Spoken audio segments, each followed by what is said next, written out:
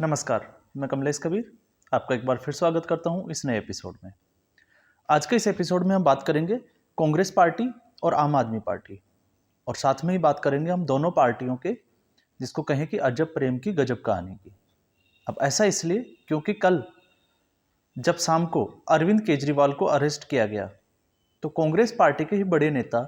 संदीप दीक्षित जो है वो दिल्ली की राजनीति में अपना एक जिसे कहें कि अहम पद रखते हैं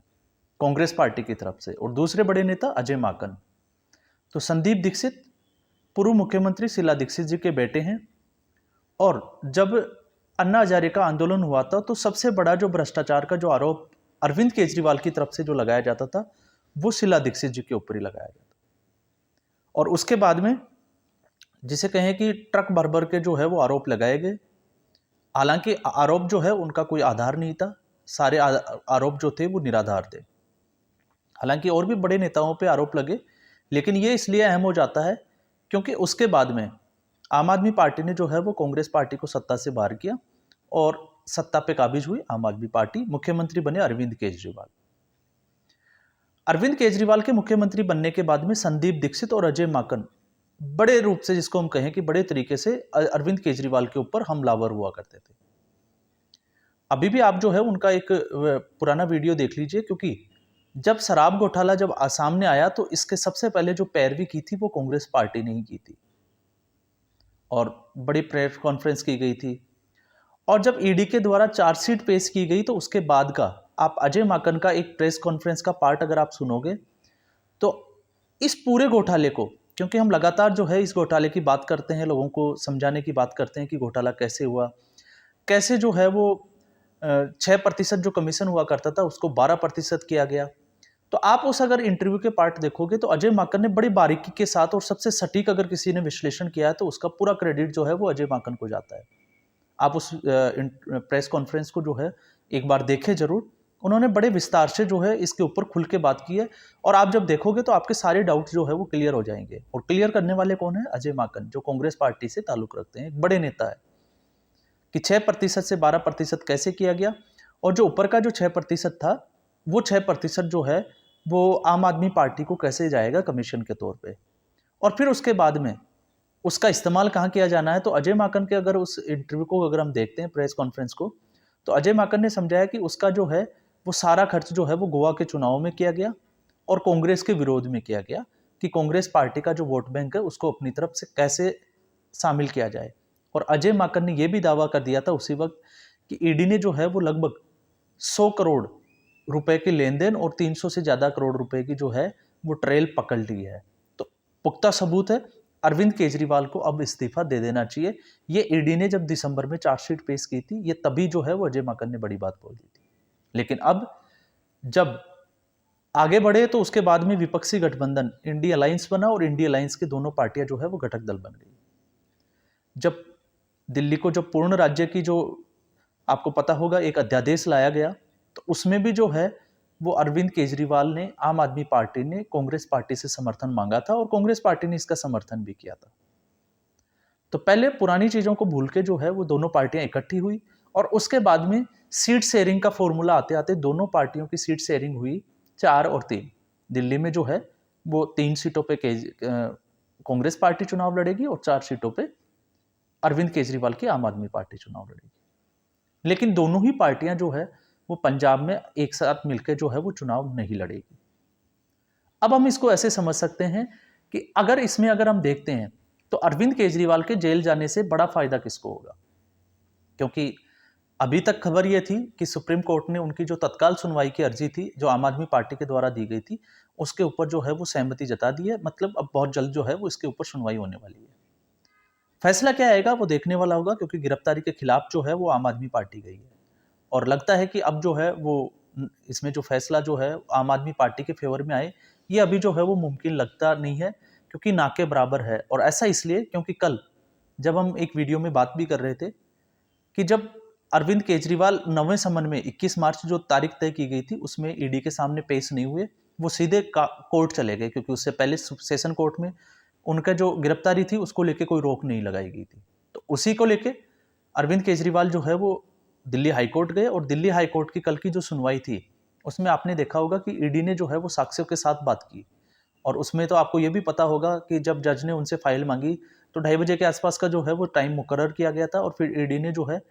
सारे दस्तावेज दोनों जजों को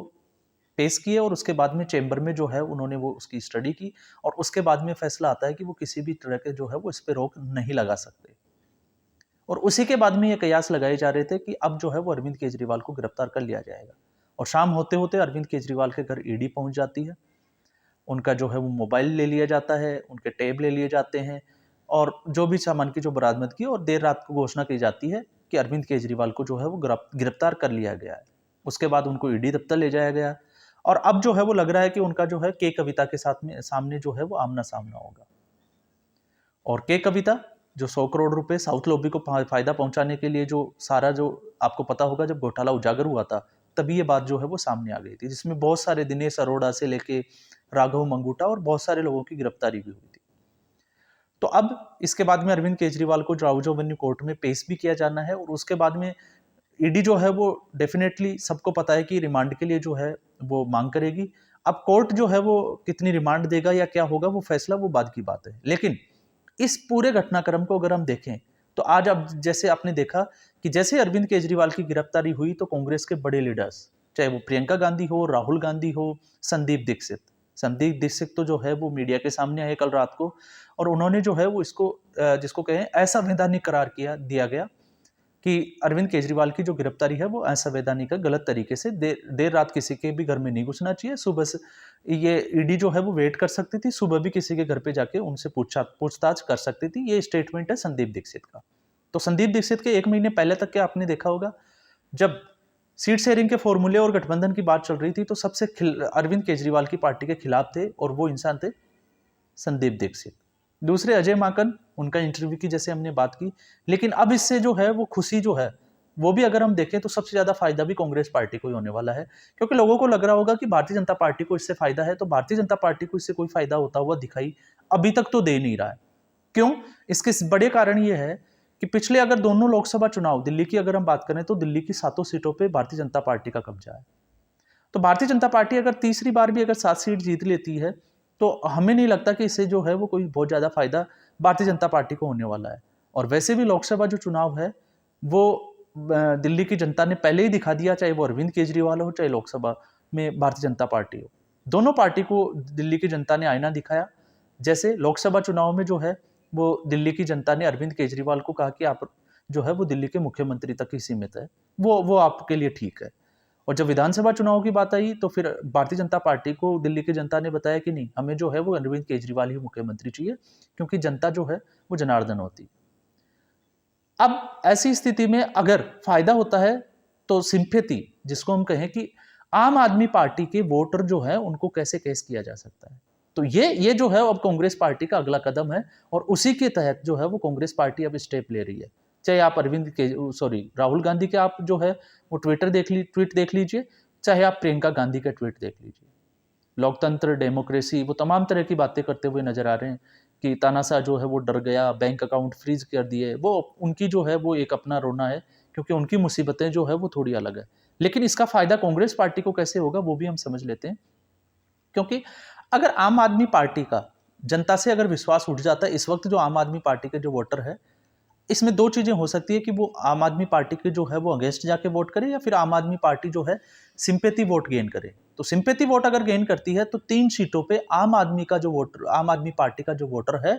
क्योंकि कांग्रेस पार्टी उसके साथ खड़ी है, तो फिर उसका वोट जो है वो कांग्रेस पार्टी को जाएगा। और ऐसी स्थिति में अगर कांग्रेस पार्टी 1 से 2 सीटें निकाल लेती है दिल्ली में, तो कांग्रेस पार्टी का नुकसान नहीं है, इसमें जो है वो कांग्रेस पार्टी का फायदा है। और यही जो है वो पार्टी के बड़े नेता देख रहे हैं। तो दिल्ली में आपको शायद अब समझ में आ गया होगा कि कांग्रेस पार्टी जो है वो अब जो पार्टी 1 महीने पहले तक अरविंद केजरीवाल के खिलाफ खड़ी थी, वो अचानक से उसके सुर कैसे बदल गए और इतने सपोर्टिव कैसे नजर आ रही है। तो उसका सबसे बड़ा कारण है दिल्ली में अरविंद केजरीवाल को, या इसको हम कहें कि जो कांग्रेस का वोट केजरीवाल की तरफ चला गया था, उस सिंपैथी वोट को वापस कैसे गेन करे। तो इसके लिए उनका सबसे बड़ा जो हथियार है वो है अरविंद केजरीवाल का साथ देना, उनके सपोर्ट में खड़े होना। दूसरा है, अब बात करते हैं पंजाब की, क्योंकि दूसरा स्टेट पंजाब, और वहां पे भी कांग्रेस पार्टी से ही जो है वो सत्ता छीनी थी। तो कांग्रेस पार्टी का वोट जो शिफ्ट हुआ वो अरविंद केजरीवाल की आम आदमी पार्टी की, और भगवंत मान को जब अभी आपने देखा होगा कि TV9 पे एक इंटरव्यू में उन्होंने जो बातें रखी थी, जब उनसे पूछा गया कि क्या कांग्रेस पार्टी भ्रष्ट है या नहीं है, तो उन्होंने सीधे तौर से कहा कि कांग्रेस पार्टी सबसे भ्रष्ट पार्टी है। अब दोनों पार्टियों की स्थिति, अब दोनों जो है वो सीट शेयरिंग के फॉर्मूले पे, या हम इसको कहें कि पंजाब में जो है वो गठबंधन नहीं कर रही, तो ऐसी स्थिति में कांग्रेस पार्टी के जो पंजाब की जो लीडरशिप है वो सीधे तौर पे आम आदमी पार्टी पे पंजाब में हमलावर हो जाएगी और उनका सीधा आरोप होगा कि अरविंद केजरीवाल से बड़ा भ्रष्ट नेता कोई नहीं है। तो स्थिति देखो दोनों उलट हो जाती है। कैसे दिल्ली में जो है वो कांग्रेस पार्टी को फायदा होगा, और ठीक ऐसे ही पंजाब में जो है वो कांग्रेस पार्टी विपक्षी, सबसे बड़ी विपक्षी पार्टी है, क्योंकि भारतीय जनता पार्टी के पास में जो है वो पंजाब में अभी जो है वो खोने के लिए भी कुछ नहीं है और गेन करने के लिए भी कुछ नहीं है। क्यों? क्योंकि जितने भी जो नेता है वो उधार के नेता है, एक दो को हम छोड़ देते हैं, बाकी अभी पंजाब में जो है वो भारतीय जनता पार्टी के पास लीडरशिप भी नहीं है और उनका कोर वोटर भी नहीं है। तो ऐसी स्थिति में अगर आम आदमी पार्टी की छवि खराब होती है, अरविंद केजरीवाल को अगर रिमांड के बाद जेल भेज दिया जाता है, तो ऐसी स्थिति में बड़े आरोपों में, क्योंकि बहुत सारे जो नेता है आम आदमी पार्टी के वो जेल में बैठे हैं, तो उसका अगर सीधे तौर से कोई फायदा उठाना चाहेगा तो वो कांग्रेस पार्टी होगी। तो दोनों स्थिति है, दिल्ली में जो है वो आम आदमी पार्टी के सपोर्ट से कांग्रेस पार्टी जो है वो वोट अपनी तरफ लेगी, क्योंकि सिंपैथी वोट होगा। और ठीक इसके उलट अरविंद केजरीवाल की ही पार्टी, जो आम आदमी पार्टी की सरकार पंजाब में है, तो उसके खिलाफ जाके जो है वो कांग्रेस हमलावर होगी और वहां पे भी कोशिश करेगी कि कांग्रेस पार्टी जो है वो आम आदमी पार्टी का जो वोट, जो 2022 में खिसक के जो है वो आम आदमी पार्टी की तरफ चला गया था, उसको वापस कैसे हासिल किया जाए। तो ये स्थिति जो है वो अब दोनों पार्टियों की बनी हुई है।